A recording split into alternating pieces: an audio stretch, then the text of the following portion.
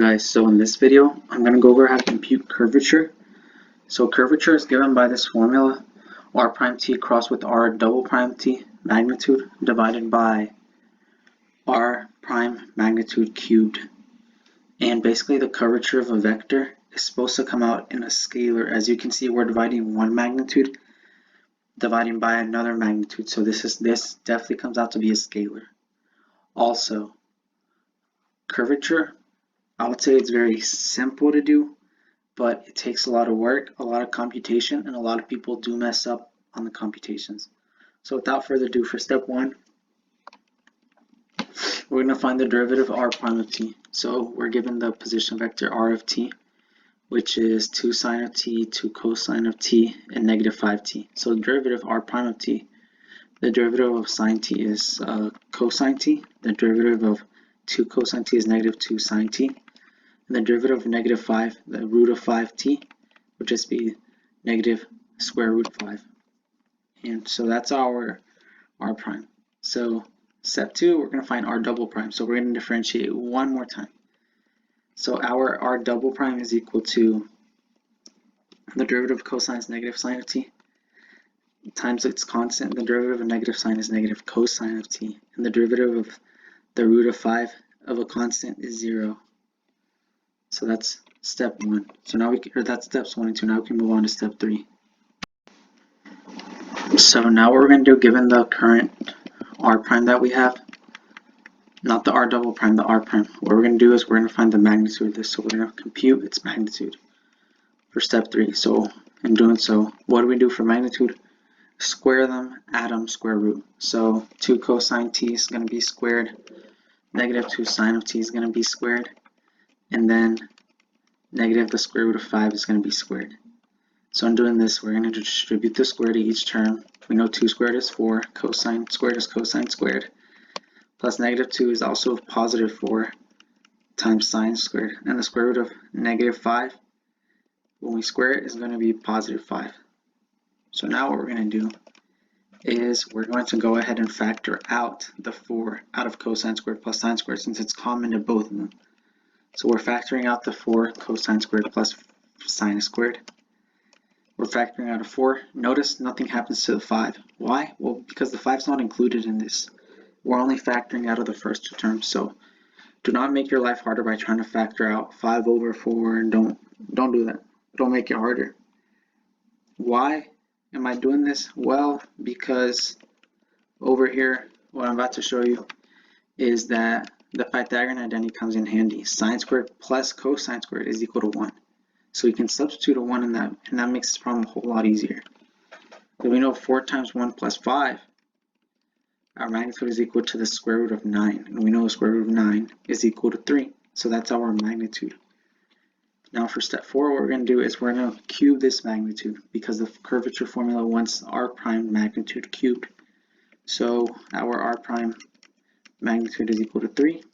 Our r prime magnitude cubed is equal to 3 cubed, which is equal to 27. 3 times 3 is 9. 9 times 3 is 27. So now we can proceed forward. So what we're going to do for step 5 to compute the curvature is we're going to take the cross product of r prime and r double prime. Recall our r prime that we computed was 2 cosine t, negative 2 sine of t, and negative the root of 5. And our r double prime was negative 2 sine t, negative 2 cosine t, and 0. So now we're going to compute the cross product, because the curvature formula asks us to compute a cross product of r prime and r double prime and then take its magnitude. In step 5, we're just taking the cross product. So when we do that, we set up our ijk. If you don't know how to compute cross product, I do have a video on that, so I'm not going to go too much into detail on how to take a cross product, because like I said, I have a video on that. So I'm just going to plug in. Our second row is always r prime.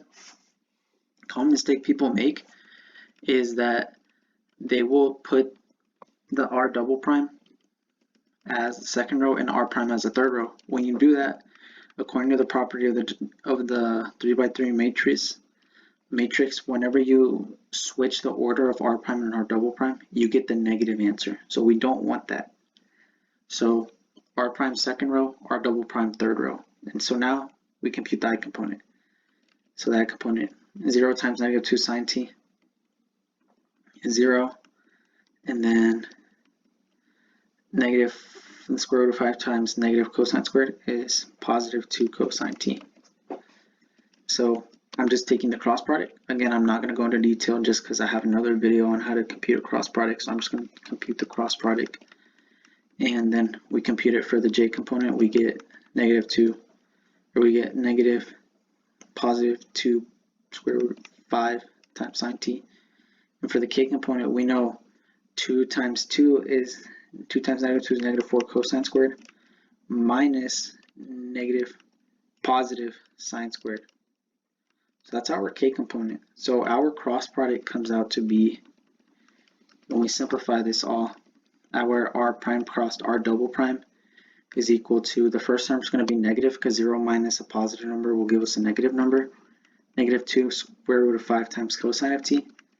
Our middle term is negative on the inside of the green parentheses, but then we have a negative sign outside of it. Our j component, remember, is negative, so our middle term is going to be negative. It's going to be positive because negative times negative is positive.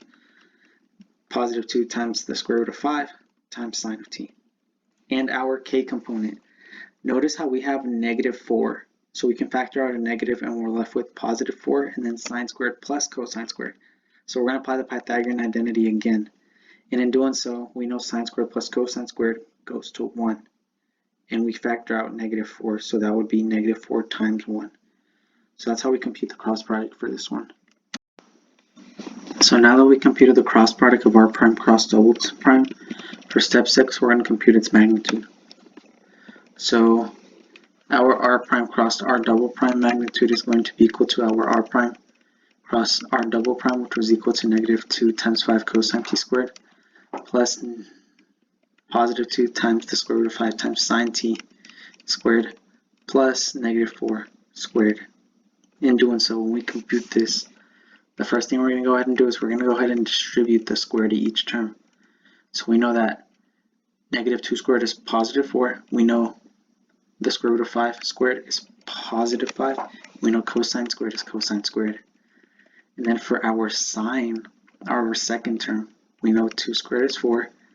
The square root of 5 squared is 5. And we know sine squared is sine squared. And then for negative 4 squared, we know that comes out to be positive 16. So now what we're going to do is we're just going to simplify this. We know that 4 times 5 is equal to 20 cosine squared, plus 4 times 5 is 20 sine squared, plus our 16. So for this next step, what we're going to do is we're going to factor out a 20 out of the sine squared plus cosine squared. So cosine squared plus sine squared, put the 20 factored out, plus 16. And as we know the Pythagorean identity, we know sine squared plus cosine squared is equal to 1. What we can do is we can go ahead and substitute 1 in place of sine squared plus cosine squared. So we know 20 times 1 plus 16. Again, sine squared plus cosine squared is equal to 1. So that's why I have the 1 there. It's just the Pythagorean identity substitution that I'm applying right now. And in doing so, we're essentially left with 36, because we know 20 plus 16 is equal to 36, and we know the square root of 36 is equal to 6. So that's our r prime cross r double prime magnitude. So finally, we've made it to the last step of computing curvature.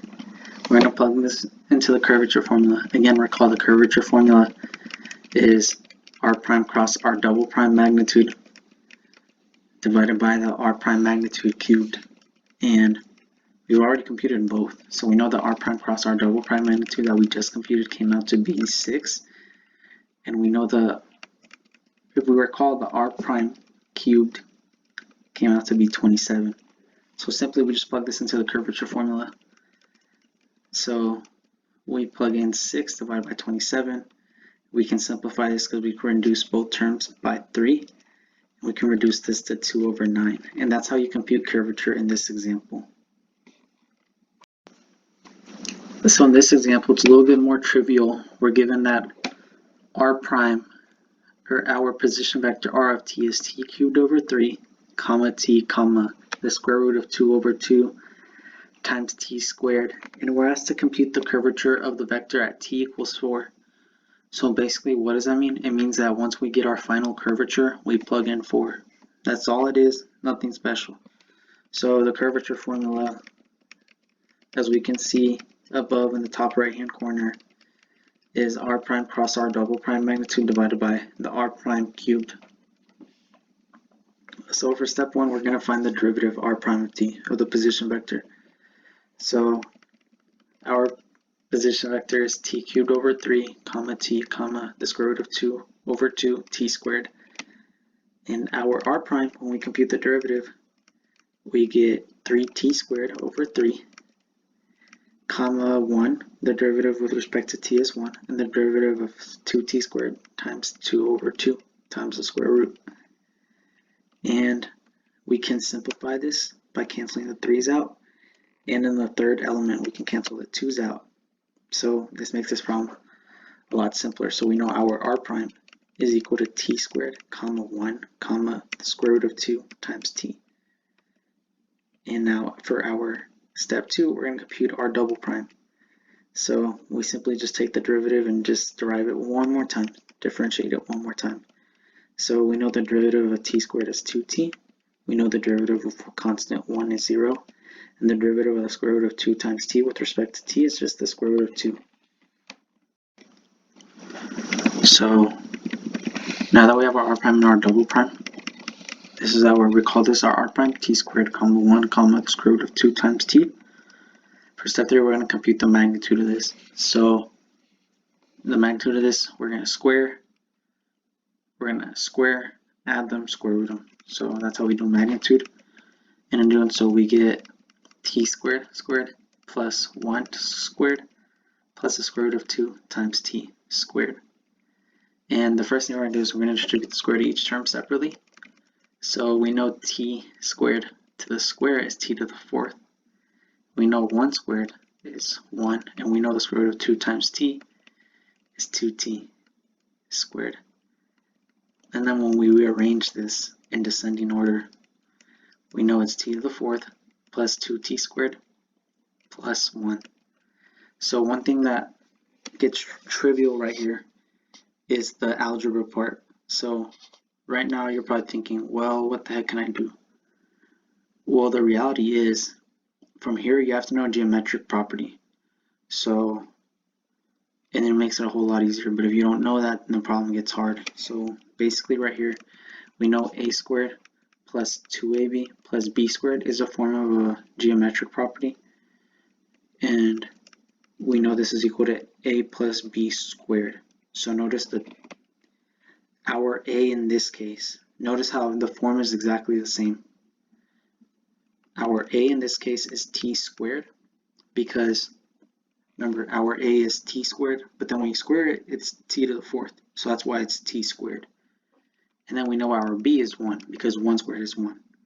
So in essence, we know that what we have right now, t squared plus 1, is going a plus b to the square is equal to what we currently have, t to the 4th plus 2t squared plus 1.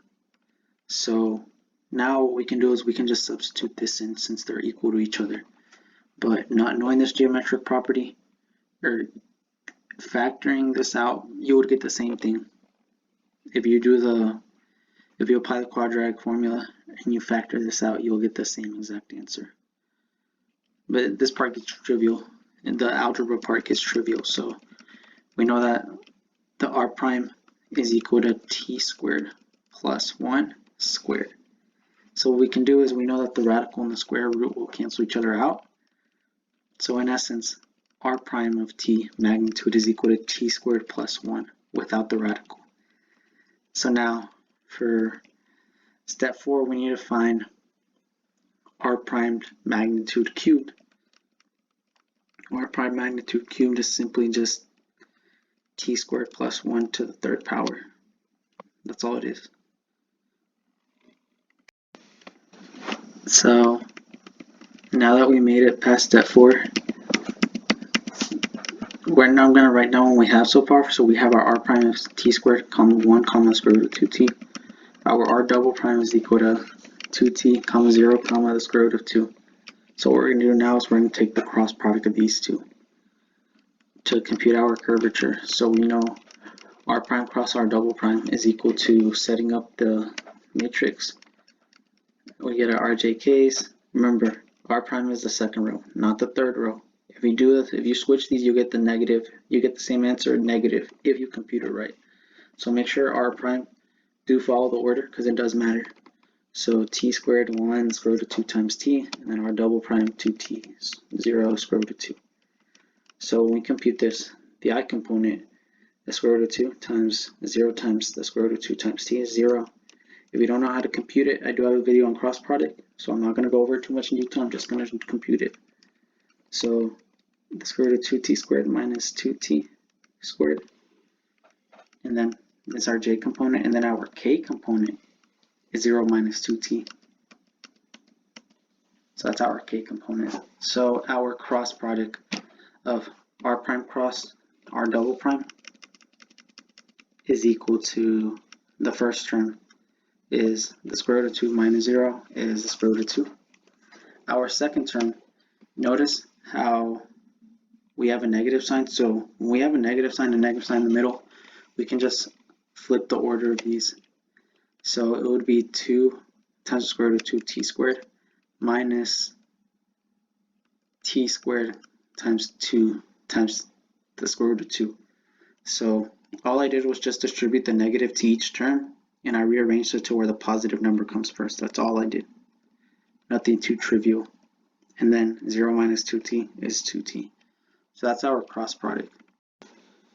So what we're going to do now for step 6 is we're going to take the magnitude of the cross product that we just computed. So recall the cross product that we just computed was the square root of 2, comma 2 times the square root of 2t squared minus 2 the square root of 2 times t squared, comma negative 2t. So we have to find the magnitude of this vector. So square them, add them, square root them. So the square root of 2 squared plus the square root of 2 times t squared minus the square root of 2 times t squared minus plus negative 2t squared. So notice that middle term. It's kind of really uncomfortable to work that. We do not want to square and FOIL that out. There's a simpler, so we have to simplify that. So how do we do that?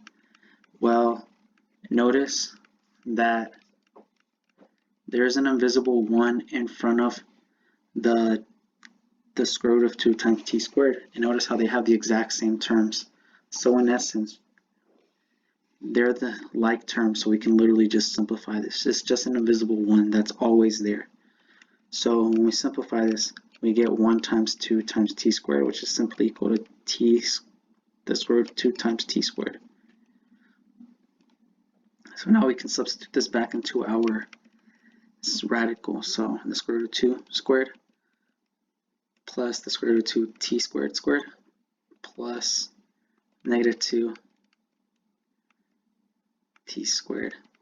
So now when we distribute the square, we know the square root of 2 squared is 2. We know the square root of 2 times t squared is 2t to the 4th power. And then we distribute the square to each term, and we know 2t squared is 4t squared. So what I'm going to do next is I'm going to simplify this by factoring out a 2. So 2 squared, and then we're left with 1 plus t to the 4th plus 2t squared. And we factor out, we can separate this, so the 2 squared, we can move it outside the square root of 2. And a separate square root, we could have in descending order t to the 4th plus 2t squared plus 1. And wow, does this not look familiar?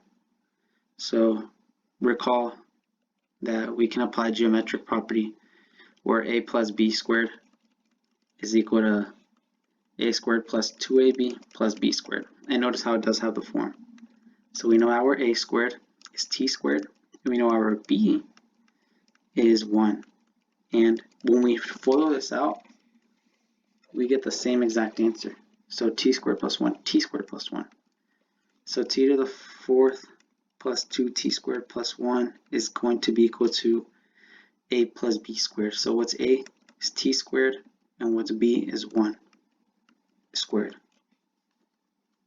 So this is just factoring or applying the geometric property, same exact thing. So what we can do is we can just substitute this back into our radical. Makes it a whole lot easier. So we know square root of 2 times t squared plus 1 squared inside a radical. And we know the square and the radical will cancel out. And we are left with our r prime of t magnitude is equal to r prime cross r double prime magnitude is equal to the square root of 2 times t squared plus 1. So now that we have the magnitude of r prime cubed and the r prime cross r double prime, in step 7 we're going to plug this into the formula for curvature. Recall the curvature formula is equal to r prime cross r double prime magnitude divided by r prime magnitude cubed. And recall our r prime cross r double prime magnitude came out to be the one we just computed, the square root of 2 times t squared plus 1. And then r prime cubed magnitude came out to be t squared plus 1 cubed. So now we're going to plug this into the formula for curvature. So we plug in the numerator, we get the square root of 2 times t squared plus 1. And then we plug it into the denominator, we get t squared plus 1 cubed. And so what I'm going to do is I'm going to actually I'm going to factor out the cube or distribute it.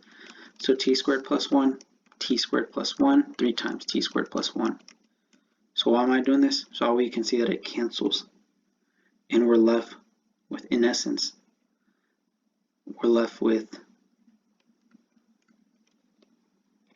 the square root of 2 divided by t squared plus 1. And recall we're computing this at 4. We're computing the time at 4. So now that we have our curvature formula set up, we're going to plug in 4. So we know the square root of 2 divided by t squared plus 1 squared would be 4 squared plus 1. And we know this is equal to the square root of 2 divided by 4 squared plus 1. 4 squared is 16. 16 plus 1 is 17. 17 squared is 289. And that's how you compute the curvature. Thank you for watching. I hope this was helpful. Feel free to like and subscribe if it was. Otherwise, thank you for watching.